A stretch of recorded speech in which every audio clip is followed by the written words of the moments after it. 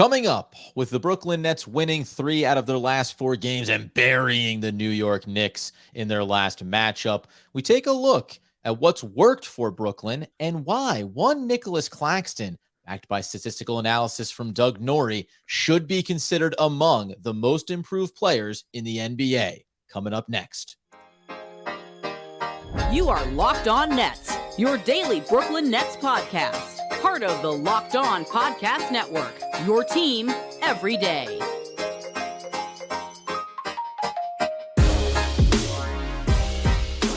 Brooklyn,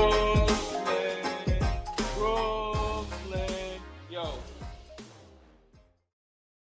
Yes, friends, it is the Locked On Nets podcast right here on the Locked On Podcast Network. It's your team, the Brooklyn Nets, every single day. Over there, you're going to find Doug Norrie, owner-operator of DFSR, for all your daily fantasy sports rankings from DraftKings to FanDuel. He's got you covered.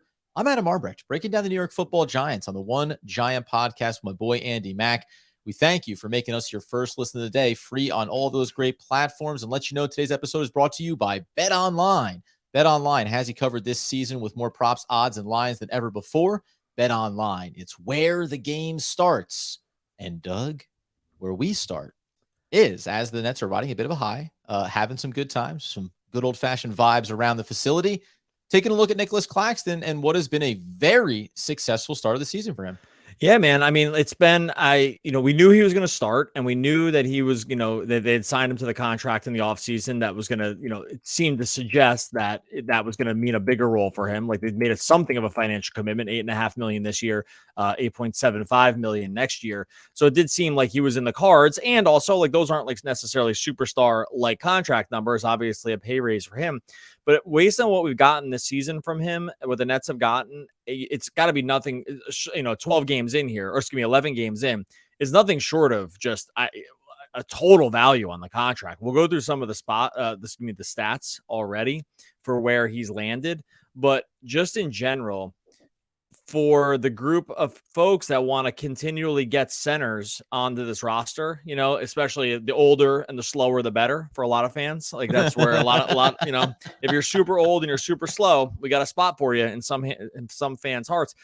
When we go through some of these numbers, Claxton's just been even better than advertised. He's been really, really good. And, he's already in the discussion for most improved player if you're just going on a statistic bump, right, from season over season. It's super hard for guys like this to win just because these kind of awards tend to go to, playmaking kind of guys who kind of control their own fate a little bit more. But in general, like, the stats have been really, really good. And for some of them, among the best in the league so far.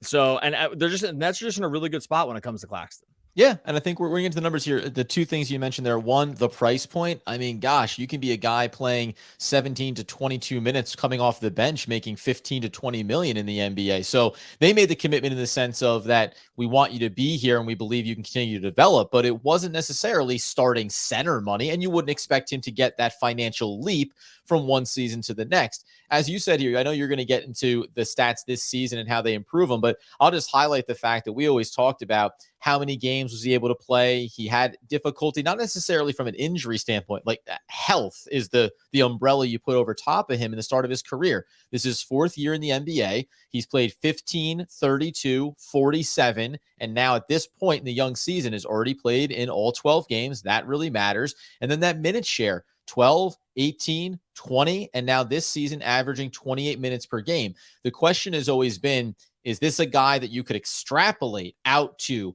28, 30 plus minutes on a consistent basis? Because if you couldn't, then you start to marginalize what his value is. Not shockingly, I guess, in the sense that we saw the growth, but very surprising how quickly he's taken that leap this year for this team. It's impressive, man. I know you got the numbers to back it up. Yeah, so on a per minute basis, it's like not all that different, right? Like this is the case for a lot of NBA players. Like, NBA players on a per minute basis generally tend to be the same. Now, there's two ways to look at that. One is, we can always be very predictive around what players in general are going to do, especially guys like this. Like, it's not going to change all that much. What sometimes that forgets is that it's just hard to play a lot of minutes in the NBA because you got to be good. Like, to actually play a lot of minutes, you actually have to be a really good, productive player. So while some players on just a counting stat basis look really good when you pump them out to 30 minutes. A lot of those guys can't play 30 minutes because they're just not good enough. Right? They're just not good enough. The numbers about, then just start this dude and play him 35 minutes. This is why like the math doesn't always work for these guys. It's like, yeah, these guys like Boban Marjanovic is like one of the best per minute guys in the history of the NBA. It's also just super hard to keep him onto the court for more than 20 minutes a game or at all because of the other deficiencies, right? So this, on the one hand, maybe the biggest case for Claxton so far is just that he's playing a lot more consistent minutes. He's up to 28 plus minutes a game, and they've been really, really productive minutes. And so just on a high level, just being able to play more is going to make it so like the numbers look better. But again, the numbers look better because he's able to play more because he's good enough, right? So like I just want to so sometimes like that kind of idea is not lost, but kind of glossed over. Go ahead, and I'll get into some of these stats. Yeah, and I think just to further flesh that out, because it's the reason why you push back on the idea of, specifically for Nic Claxton, you always knew, the eye test told you that even when the stats look good, so even going back to last year when he was playing those 20 minutes and take out the big one that jumps out, 5.5 rebounds per game. Well, you want to say, okay, if he plays 30, what can that number look like? I think we typically liked what we were seeing, but in your mind, you automatically defaulted to, it's not going to jump to 10, it's not going to jump to 9 to 10 rebounds a game just by giving him another 10 minutes of playing time. And I think that actually would have been true last year and years prior. If you gave him more minutes, he wasn't strong enough to actually see those numbers hold up to the per minute basis. Whereas this year, like that, to me, the physicality is what's aided it as well. Right, for sure. And like, so usually when you get a minutes jump, it's because you went from playing against lesser opponents, right? Like other teams opposing benches, to just the hardest jobs that there are in the NBA. This is usually what happens when you go from bench to starter. It's like the other reason it's sometimes hard to go 1-to-1 on the minutes is because the competition is just different. You have more difficult defensive assignments. You have more just difficult assignments on your own. You're facing the team's better defenders. There's all these other things that go into it. But when you look at where he is now, that he's playing real NBA starter minutes, like 28 minutes a game for a center in the NBA is a lot. Like that is just, there aren't tons of teams that have their centers running out more than 25 minutes a game, right? That's just, some teams are nominal starters only, right? So let's just look at where he ranks. Sent this tweet out, and fans absolutely just love this because they love to see where you end up landing on some of these stats. Right now, field goal percentage, Nic Claxton, the whole NBA among qualified players, first. Okay. First overall in field goal percentage. Makes sense. A lot of his shots are dunks. A lot of the times the guys, that finish high in the stat are just the tall guys who stand around the basket because those are the easiest shots to make, right? So you're going to, like the DeAndre Jordans of the world have high all-time field goal percentage because it's like I'm either dunking it or I'm not shooting at all. Then he's been able to finish a little bit better in traffic and stuff. Effective field goal percentage for Claxton right now, second, right? So like not only are the shots all going in, but the shots are like of the highest quality. So his expected scoring is high. Then you go on the defensive end. Oh, sorry. Well, there's one more. True shooting, he's fourth. He's third overall in blocks in just the entire league. He's ninth in offensive rebounds, the bane of the Nets' existence for years and years, right? Being able to get onto the glass in a really effective way. He's ninth. He's top 10 in offensive rebounds. And then in defensive win shares, he's 15th, which is the blocks help because defensive win shares are propelled by steals and blocks because that's an easy way to count it. But just on a counting stat level, which a lot of these are born out of counting stats, the minutes are super productive, right? And there's other stats that are going to back it up here in a second, but just on a statistical level, like if you played, let me put it this way. If you played fantasy and you drafted Claxton, like as like a sort of a late round addition, you are absolutely killing it because he's played way more minutes than anyone has expected. They've been way more productive than I think most people expected. And from a fan perspective, like that is a massive win. It's a massive win, mostly because, like I said, he's shown that he is a plus guy to have on the court. And when you're a plus guy on the court, it's simple. Like everyone we've grown up with playing sports, you get to play more. When you're good, you get to play more. And that's like sometimes pretty easy math.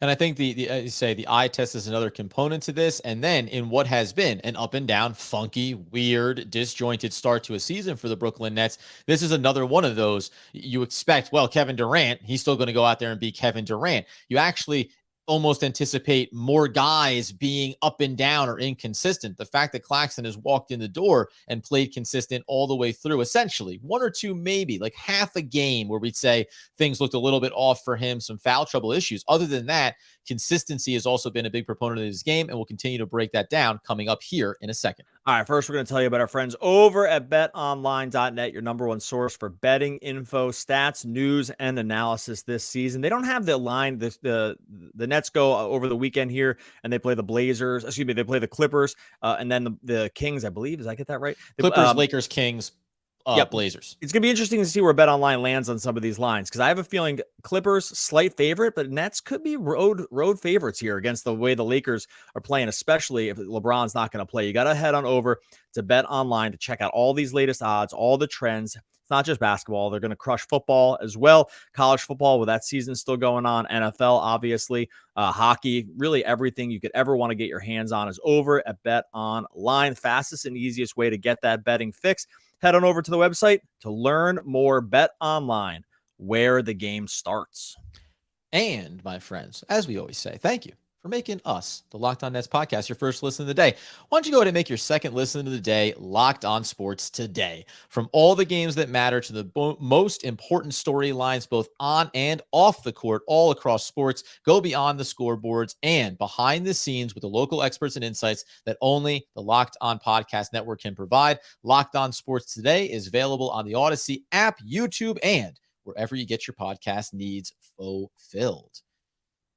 fulfilling the prophecy as well that Nic Claxton was going to be a big part of what the Brooklyn Nets wanted to accomplish. The one thing that jumped out at me, just we're talking about those stat lines as well. I think it'd be easy to also wonder where some of these numbers go. The big one for me is the fouls. So again, even from last year to this year, you're talking about playing 7-8 more minutes per night. It's increased by half a foul over that stretch. So that's the other part, I think, of potentially being exposed when you see a big minute increase. And then we saw this from Day'Ron Sharpe, right? People are clamoring, more Day'Ron, more Day'Ron. We always knew, can you avoid foul trouble? That continues to be a bit of a problem for him. Matchups are still a problem.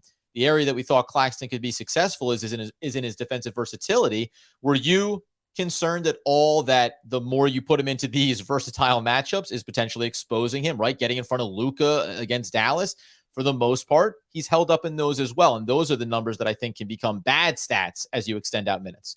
Yeah, for sure. It's been a nice run for him too. Like, they haven't really had to face any big dominant offensive center for a while, right? They had Valanciunas at the beginning. Obviously, they got torched by the Pelicans. But if you go down the list, it's not like they've run into like this crazy run of offensive centers that are going to be the guys that are going to have a problem. Now, the list of these guys is pretty short, right? It's in the Embiids, it's the Jokic's.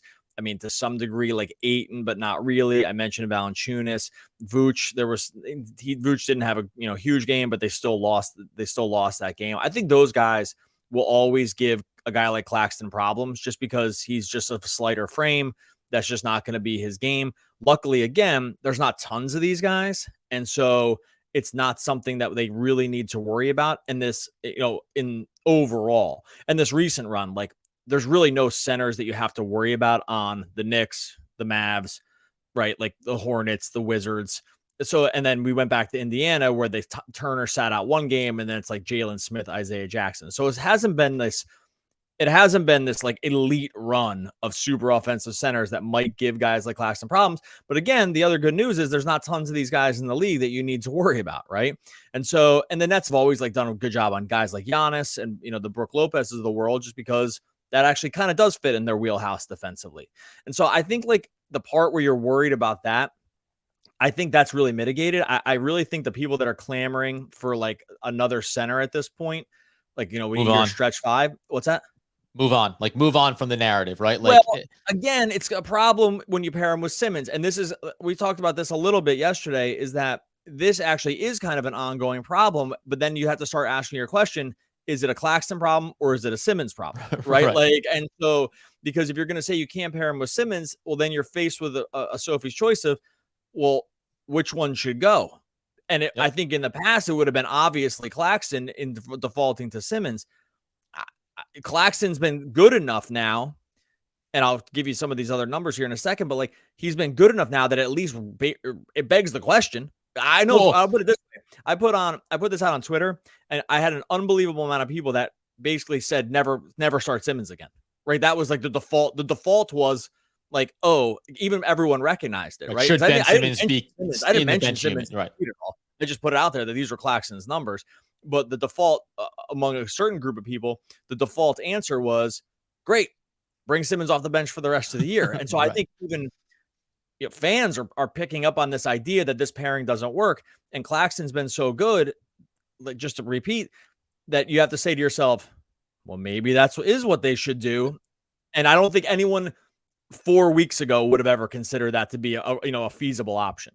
No, and it feeds the narrative too around anyone that was clamoring for a stretch 5 and the Miles Turners and all those discussions that we have. But improving the team coming into the season, the idea was, well, Kevin Durant, Kyrie Irving, Ben Simmons gets his legs underneath him, but we're still not big enough. We don't have rim protectors. Put Joe Harris and Nicholas Claxton into a package and go get player X, right? It was all about putting these guys that, whether it's Joe Harris and the contract, the age, the general perception that fans have around him and coming up short sometimes. And then Claxton, it was ultimately like, because he's never going to fully get there. He's never going to be the player you need him to be. To your point, like, and I'm impressed by fans being willing to do this, because we even talked about it in our live post bonus session for the podcast the other day. It was, hey, if Ben Simmons isn't ready yet or isn't going to get there, fine. Put him in the second unit and try to figure it out, because the one thing you don't want to mess with is the thing that's working. The starting unit, even right now with Sumner in there, along with Claxton and Kevin Durant and Joe Harris and Royce O'Neal, it's like, it's working. Oh, yeah. I got the numbers on that one here in a second, too. And that's what I want to hear from, because it's like, and we're not going to rock that boat, because the one thing you can't afford to do when you're a team that's trying to figure a lot of stuff out is start messing with what you know is working. And that's what Claxton is proving.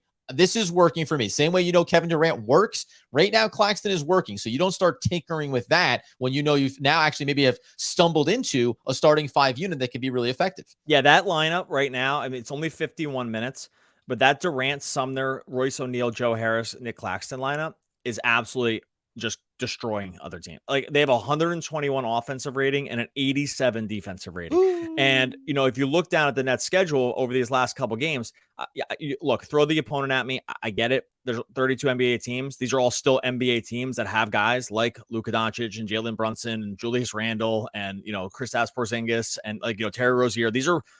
Are they competing for the championship? No, these are real NBA teams, right? So my point being, they've held them all under 100 points over these last 4 games since they've kind of made this switch without Simmons, and, some of it out of necessity. But that there's a real reason to think that those defensive numbers are real, right? Yeah. Like, again, better teams will put up more points. Again, these are still NBA teams that average more than this on a given night, and the Nets held them to under those numbers. So when you look at that 5-man sample size, you're like, holy cow, it's kind of eye-popping. And then when you see Claxton's actual just on-off numbers, when he's on the court this season, 337 minutes. So this even includes the minutes with Simmons. It's 107. I'm going to round for simplicity. It's 117 offensive rating, 110 defensive rating. So +7. When he's off, the Nets are -7 net rating, because they're just way worse on defense, like 116.4 defensive rating, and they're way worse on offense too, actually, 109. So and that is starting to be a bigger sample. Now, he's helped because he starts and he plays with guys like Kevin Durant and Kyrie Irving, and he's going to end up playing with the best players. This is the other good thing that happens to you when you're good. You get to play with the other good players, right? So it's going to help. It's going to help your numbers to share some of these independent metrics. It's going to be helped by just being good enough to play a lot with Kevin Durant will help you. But again, that's not a knock against Durant. That's not a knock against Claxton. It's a pro for him. He's good enough to play with Kevin Durant for lots of minutes. That is a positive. So you can't count that stuff even against them, even if you wanted to, when you look at some of these lineup combinations. Yeah, and ultimately, I think the other part of this then becomes the Ben Simmons angle of it, and coming up here in a second, discussing what have those off-court numbers look like when Claxton is not on the floor, because of where certain areas on both ends, obviously Ben Simmons is struggling. And then just beyond, man, I have another little follow-up question. We'll expand this out just a little bit about rotations and maybe how Jacques Vaughn can approach trying to build this thing back up over the next handful of games. Okay, so the one other note there, when you talk about the positive on-off for Claxton, the other, Ben Simmons has been on the floor with Kevin Durant. when Nic Claxton is not on the floor. And I don't know if you have those specifics up in front of you. I'll get it real quick. And by the way, this is from pbbstats.com. Yes, Like which there's is a really nice. want to just give him a shout out. This isn't me just doing these calculations. PBB stats plus stats, NBA stats are just great resources, totally free resources to just get a lot of this stuff. There's also plenty of paid services, cleaning the glass, etc., that do awesome jobs with this. But I should just be remiss. I'm getting these specifically right now are from PBP stats. I'll get it up while you just kind of cue it up. Yeah, and not Doug Norrie not doing his best impression of Dustin Hoffman and Rain Man, right? He's not just pulling these out magically from toothpicks on the floor. But it is always good to mention those. The point being that that Ben Simmons, who we've talked about, has been struggling here. The fact that you can also find the sample size that says it looks bad when Ben Simmons, and I'm going out on a limb here, even when he's on the floor defensively, you're right. Those rating margins are showing up where Claxton matters more on both ends right now. Right. So if you're like, let's put it this way, you're controlling for Kevin Durant, right? Yep. Like Kevin Durant's the control here. Like you're going to say, what happens when one guy is with him and the other guy's not, and Kevin Durant's on the court, because we're doing this old, if you're playing with the best players, some of these numbers, they're pretty damning, right? Like it's so with, I just gave you, with Claxton plus Durant, no Simmons, plus 14.7 net rating, Simmons and Durant, no Claxton, just for simplicity's sake, -6, right? So like they've lost the minutes that it's Simmons and Durant, and they've won the minutes with Simmons and Claxton. This wasn't our goal here is not to knock Simmons, like at all. It's pointing out what we brought up at the beginning, which is there's a chance they're faced with some kind of choice here at some point, and you're gonna kind of have to choose the Claxton route, right? Okay. because real quick, the numbers when all three are together are even worse. Like it's Claxton plus Simmons plus Durant, and that's only 80 minutes. But we, again, in the old eye test category, like we saw what was happening. That's a negative 14.47 net rating. So it's like just to refresh, Claxton plus Durant, awesome. Simmons plus Durant, bad. Simmons plus Claxton plus Durant, horrible. Right? Like that's the summary. That's the quick summary of where these numbers are landing. And again, not to make it about Ben Simmons, but that's where you're saying, boy, now if you're also going to drag down the guy that has been really good for us and make it worse and make Kevin Durant worse on the court, that's where it becomes a real issue here. The thing that I'm interested about, because we said at the top, that Nicholas Claxton should be considered for most improved player of the year. I don't care whether or not he actually wins it. It's really good that he is improving, and we can be happy about that, covering the Nets and being fans of the team. However, what do you like? What would my curiosity would be? You're talking about keeping him in that starting lineup. What do you think is the last little piece here? Because the one thing you can point to, which I think would be fair to say, is remember Claxton's been around Kevin Durant now, right? He's been around Joe Harris. He's been around some of these other guys. Now you get guys like Sumner, you get guys like Royce O'Neal. And that, again, you can go back to just saying Claxton is playing well. But from a continuity, a chemistry standpoint, you'd like to think that, and we saw this last year, those little glimpses of starting to have some of that rhythm with Kevin Durant. Do you think that Nicholas Claxton is capable of showing a little bit of consistency around that thing he's done, which is the little baby hook, that little jumper in the lane? If he can do that going forward in the season at some point, let's say second half of the year, you start to see a little more of that, then I actually think you can make the case that maybe he should be legitimately talked about most improved in the league, because without it, you are hanging your hat on dunks and maybe being the beneficiary of offensive work from Kevin Durant. Whereas if you become a little more of an X factor, then you'd see the trickle-down value of getting easy looks for other guys around the basket or on perimeter shots, the passing, the assist, all that kind of stuff. Yeah, I would say we started us off by saying he should be in the consideration. I think I will probably have to stop it there, only because, will he win? It's not to say that he shouldn't.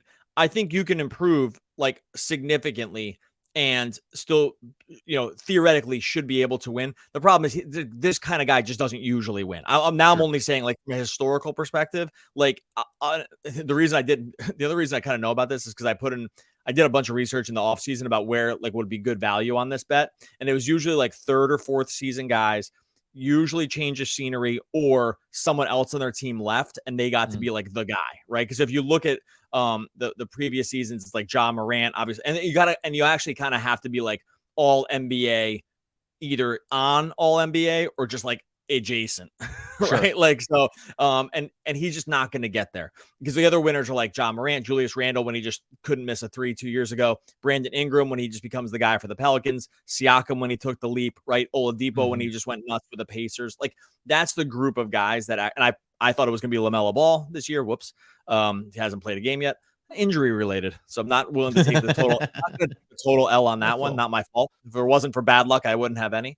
But in general, I don't think he's going to fit that part of the group. But your question about like things that he could do to continue to put himself in that situation would be like what you said, like expanding out the offensive repertoire just a little bit. So I don't know. No, I know. No, it's all positive, and it's for the sake of the conversation. And by the way, like we're excited about what he's showing. And if I looked at key areas that I'd say, hey, where can you still be improving? I was excited. And by the way, more minutes means more of what? More of areas that maybe you struggled, like free throw shooting, only shooting 42% from the line right now. The other area that you think about too is turnovers, right? He's jumped nearly a full turnover more in the increase of additional 7 minutes. Can I make one thing about that? It's funny because you can't like use negatives as positives because I just before said that you can't do that. But in this allow case, me if I could. Well, in this case, it's even more amazing that the numbers are so good because his turnovers have increased more per minute than they have in the past, and he's scoring less points, which directly affect how the team performs on the court. Like if you turn the ball over more, it should be bad. If you're missing a lot of free throws, the team scores less points. And yet the numbers, even in spite of those things, are so really, really good. So you can't just like make the negatives be a positive because those are still negatives. But does that make sense what I'm saying? Like, of course. Yeah. Like you even bringing it up means like, holy cow, if you were just baseline and these other things, these numbers would look even better. It's not like he's been perfect, right? He hasn't been perfect in all phases. He's shown running nice bad, big leaps, and he's actually struggling in some areas, though, right? And that's where I think, like, and this isn't even about can he be in that consideration, et cetera. Just in terms of what can he do and how can we look back on this in another 15, 20 games and say, hey, man, this guy is critical to the Brooklyn Nets' success, which we can already make the argument that he is, no matter whether he improves in these areas or not, would be like the one is 8 more minutes, 7 more minutes per game, still only scoring averaging just over 12 points a game. We've seen some big blow up performances. If you get better at the free throw line where it's up to 3 attempts, if you have that little bit of a shot there in the paint and you start moving towards 15, 17, 18 points per game, if that becomes where you're getting to, then all of a sudden I think we're having a different conversation. Because if you're going to be, and I'm not going to say he's going to get there,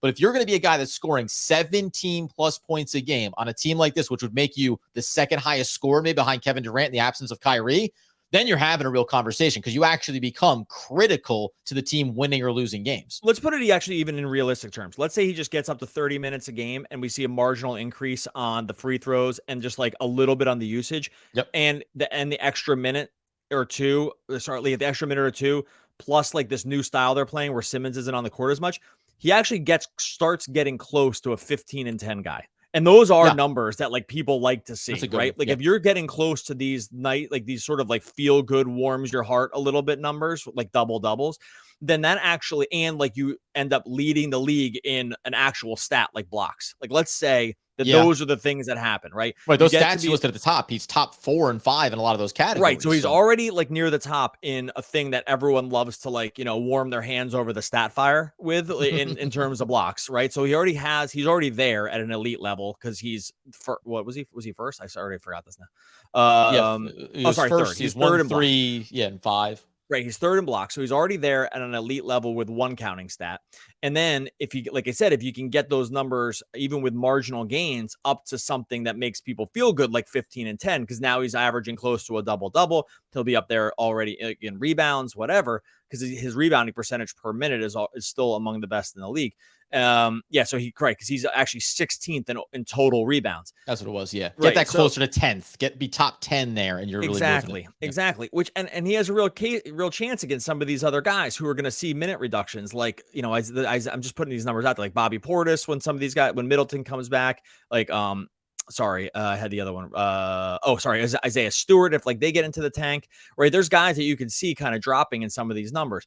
Point being, now we are making a real case because stats like this just end up winning the day a lot. And so like no one's referencing defensive win shares when it comes to most of the player, right? But they are going to reference rebounds and blocks and things like that because even like the lay fan is going to understand what those things mean.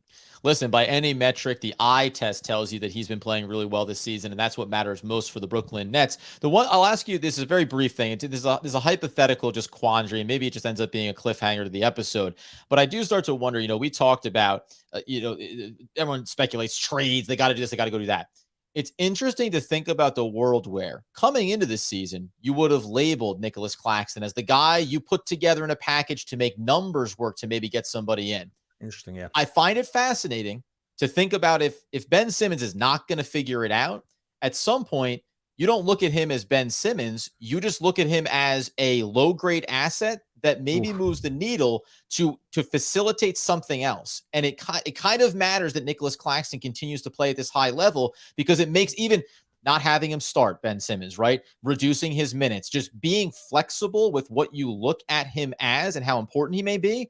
Perception becomes reality here. And if Claxton can continue to build on this, then Ben Simmons, again, short-term, long-term, doesn't matter nearly as much if Nicholas Claxton can continue to prove that this is a trend, not a blip. Yeah, I thought you were going to say that they trade Claxton. Because no. I would never. Yeah, by the way, okay, we know two things about me. One, I love young players, and two, I love trade speculation. So sometimes what I end up getting cornered into is trading young players to go improve the team. But I always balk back at trading for that, again, the Miles Turners of the world, because that's all perception based. I've always loved Claxton's game. I've wavered sometimes about whether or not he was going to fully get there. But this sample size to start this year, the way he improved in the offseason, the way he looks physically, the eye test, there's no world, whether you blow this thing up or otherwise, Nicholas Claxton should be a part of the core of what you want to do going forward. So no. I don't think he's increased his value where you think about trading him. I think he's increased his value where you believe you've actually achieved something in developing a young talent. Yeah, man, and we'll close. Look, another reminder about Claxton, he's only 23. Like, he's still young. 4 years in and still so young. 23, and he's played like 1,700 total minutes. Like, I know this is his fourth year in the league, but injuries have really gotten in his way. He played almost nothing his first year, was injured a lot in his second year, less than 600 minutes. Last year's the first year where he starts playing real NBA minutes and still, only started 19 games. 107 regular season games in his He's career. already more than a third of the way minutes wise to what he was last year. 11 games in. 11 games in. I mean, look, injuries can happen. He's going to crush this minute number without injuries, because he's just been good enough to like keep him on the court for this whole time. So this is easily, again, short of just some other event, going to be his most minutes by far ever. Because again, he's 23, he's been in the year 4 years, but he's been injuries and he was sick for a while. Like, they just gotten in his way. He just hasn't been able to play enough. So he's actually finally getting reps now. And it turns out that he's kind of growing almost like, not exponentially, but like he's making super serious strides now. So maybe just because he's just finally on the court in a consistent way. And this is one final note before we get out of here. And this is the reminder about developing players. It changes. When you get the big superstars, the mentality of the franchise changes, as it should. The approach to trades, the approach to player acquisitions, etc. It all changes because you have a window and you want to win in it. But quietly in the background, you can also be doing this thing. And this is the reward. Like, this is how you stave off maybe having something like attracting Kevin Durant, Kyrie Irving, and James Harden and Ben Simmons not work out with the ultimate goal of winning.